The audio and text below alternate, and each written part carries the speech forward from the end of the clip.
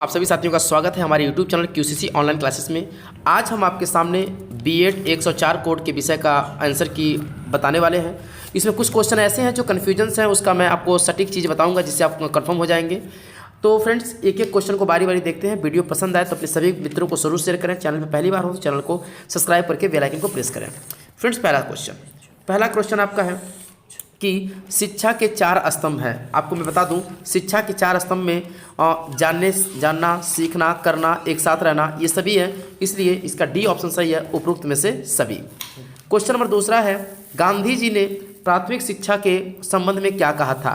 तो मैं आपको बता दूं, उन्होंने ये भी कहा था कि 7 से 14 वर्ष के लिए शिक्षा अनिवार्य है, सभी जो सामान्य शिक्षा होनी चाहिए, और यहाँ पर शिक्षा का माध्यम मातृभाषा हो, यानी उपरोक्त में से सभी। डी आंसर आपका सही है। फ्रेंड्स, अगला क्वेश्चन तीसरा, मुरादिर कमीशन का कार्य स्रोत क्या था? तो इसमें बता दूं, सबसे पहले बता दूं, मुरादिर का जो था वो था माध्यमिक शिक्षा। Question number 4। तो चलिए फ्रेंड्स, इस वीडियो को अपने सभी ग्रुप में आप शेयर कर देंगे, क्योंकि जो भी क्वेश्चन मैं बताता हूँ सटीक बताता हूँ। जो भी प्रॉब्लम हो मुझे जरूर कमेंट कर बताएं। क्वेश्चन नंबर 4, किसकी अध्यक्षता में माध्यमिक शिक्षा आयोग का गठन हुआ था? तो इसका जो सही ऑप्शन है वो है ऑप्शन नंबर आपका ए, डॉक्टर लक्ष्मण स्वामी मुदालियर। क्वेश्चन नंबर 5वां, ग्रामीण विश्वविद्यालय की स्थापना का सुझाव किस आयोग ने दिया था? इसका ऑप्शन नंबर बी सही है, विश्वविद्यालय आयोग ने दिया था। क्वेश्चन नंबर 6 आपका है, उच्च शिक्षा के उद्देश्य थे? तो आपको बता दूं, इसका ऑप्शन नंबर डी सही है, उपरोक्त सभी।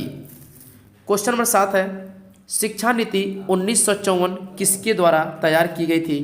तो इसका सही ऑप्शन है, ब्रिटिश सरकार के द्वारा। क्वेश्चन नंबर 8, मैकाले तथा उनके विवरण पत्र से भारतीयों पर क्या प्रभाव पड़ा था?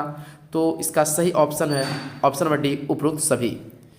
क्वेश्चन नंबर 9, 1813 के आज्ञा पत्र में मैकाले ने क्या सुझाव दिया था? तो इसका जो ऑप्शन नंबर सी सही है, ए और बी दोनों। क्वेश्चन नंबर 10, राष्ट्रीय शिक्षा संस्थान की स्थापना सर्वप्रथम कहाँ की गई थी? तो फ्रेंड्स, मैं आपको बता दूं, यहाँ पर थोड़ी सी कन्फ्यूजन है। मेरे अकॉर्डिंग कोलकाता है। ये कन्फ्यूजन है, आप लोग मुझे कमेंट करके बताएंगे, क्योंकि मैं ढूंढने का बहुत प्रयास किया हूँ। कोलकाता इसका सही ऑप्शन है। बहुत से लोग मुंबई लगा चुके हैं, तो कोलकाता मेरे हिसाब से सही है। आप लोग कमेंट करके मुझे बताएंगे। 11वां क्वेश्चन है, राष्ट्रीय शिक्षा आंदोलन के मुख्य अंग थे? फ्रेंड्स, का सही ऑप्शन है डी, उपरोक्त में से सभी। क्वेश्चन नंबर 12, वुड के घोषणा पत्र की विशेषता थी? तो इसका जो ऑप्शन है ऑप्शन नंबर सी सही है, क्योंकि उस समय क्या था, सहायता का अनुदान प्रणाली शुभारंभ था और क्रमबद्ध विद्यालय का स्थापना भी करना था, इसलिए इसका ऑप्शन नंबर सी सही है। क्वेश्चन नंबर 13, वुड के घोषणा पत्र का जनसंचार क्या था? तो उसमें क्या था, निष्पन्द शिक्षा का निरस्त किया जाना, सभी के लिए सुलभ शिक्षा करा, चूंकि सभी लोग शिक्षा पाएं, और जो निर्धन छात्र हैं उनके लिए छात्रवृत्ति, इसलिए ऑप्शन नंबर डी सभी सही है। क्वेश्चन नंबर 14, वुड के घोषणा पत्र में शिक्षा को संगठन कितने स्तरों में विभाजित किया गया था? इसका सही ऑप्शन है 4, सी ऑप्शन सही था इसका। 15वां क्वेश्चन था, फारसी कुरान स्कूल किस प्रकार की शिक्षा दी जाती थी? तो यहाँ पे फारसी भी थी और कुरान शरीफ भी था, तो इसका सही ऑप्शन है ऑप्शन नंबर सी, ए और बी दोनों। अगला क्वेश्चन है, ये क्वेश्चन थोड़ा सा डाउट है, मैं आपको समझाने का प्रयास करूंगा, आप लोग समझिएगा। कह रहा क्वेश्चन नंबर 16 कि मदरसा अरबी भाषा के किस शब्द से बना है? सबसे पहले आपको बता दूं, जो मदरसा है ना वो फारसी भाषा है। क्या है वो? फारसी भाषा है। और अरबी भाषा में मेरे प्यारे साथियों मकतब होता था, इसलिए दोनों क्वेश्चन सस्पेंस में है। अगर मदरसा को फारसी भाषा कहा होता तो दरअसल सही था, अगर यहाँ पर मकतब लिखा होता तो यहाँ पे अरबी भाषा सही था, तो आपका कुतुब होता। लेकिन दोनों सस्पेंस में, इसलिए क्वेश्चन मेरे अकॉर्डिंग डाउट में है, इसलिए इसका सही ऑप्शन इनमें से कोई नहीं, डी होगा। बाकी आप लोग कमेंट करके मुझे बताएंगे। क्वेश्चन नंबर 17, इस्लाम धर्म की विशेष योग्यता क्या थी? तो यहाँ पे भी थोड़ी कन्फ्यूजन है, क्वेश्चन में ध्यान समझिएगा जो मैं बताने वाला हूँ। काबिल को मेरे प्यारे मित्रों साहित्य कहा जाता था। क्या साहित्य कहा जाता था उस समय?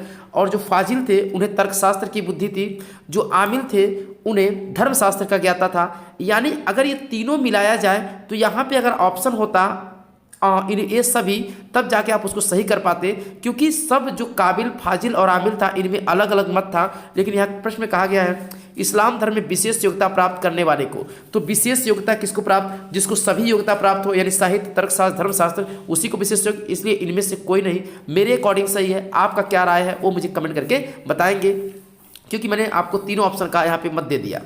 18वां, बौद्ध काल में अनुशासन के अंतर्गत कितने नियम का पालन करना पड़ता था? 10।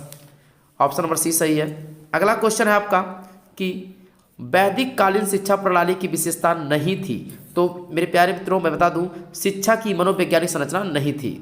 प्राचीन काल में शिक्षण का कार्य किस रूप में होता था? तो मौखिक होता था, क्योंकि हम जब क्लास कर रहे थे व्याख्यान में सर बताए थे कि उस समय कोई लिखने का प्रावधान नहीं था। जो भी गुरुकुलों में शिक्षा दी जाती थी प्राचीन काल में वो मौखिक रूप से दी जाती थी और उसमें कोई अंक प्रमाण पत्र नहीं होता था। ठीक है। क्वेश्चन नंबर 21, बौद्ध शिक्षा प्रणाली प्राथमिक शिक्षा में प्रवेश लेने के लिए इसमें कितने थे? तो मैं आपको बता दूं, इसका ऑप्शन नंबर ए सही है, 49। ठीक है। अगला क्वेश्चन आपका है, बौद्ध काल में शिक्षक को कहा जाता था? तो friends option number B, Upadhyay कहा जाता था।